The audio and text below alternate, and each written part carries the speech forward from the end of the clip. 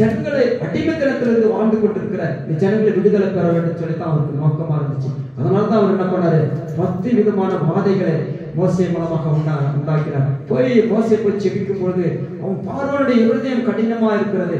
எவ்வளவுதான் சத்தியத்தை சொன்னாலும், எவ்வளவுதான் ஆண்டவர் அற்புதங்களை செஞ்சாலும் அவன் வணங்கா கழுத்துள்ள ஜனங்களா இருக்கிறாங்க. அவங்க கீழ்ப்படியாம இருக்கிறான்.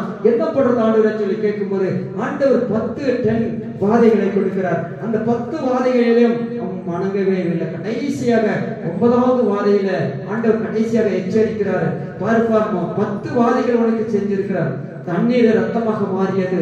எங்கு பார்த்தாலும் தவளைகள் இருந்துச்சு, எங்கு பார்த்தாலும் பேன்கள் இருந்துச்சு, எங்கு பார்த்தாலும் வெட்டுகள் இருந்துச்சு, எங்கு பார்த்தாலும் கொள்ளை நோய்கள் இருந்துச்சு, எங்கு பார்த்தாலும் அழிவுகள் வந்து கொண்டே இருக்கிறது. தயவுசெய்து எங்களுடைய ஜனங்களை விடுதலை விட்டுருப்பா, எங்களுடைய ஜனங்கள் அடிமைத்தனத்திலிருந்து விடுதலை விட்டுருப்பான். அப்படியும் அவனுடைய இருதயம் கடினமாயிருக்கும்.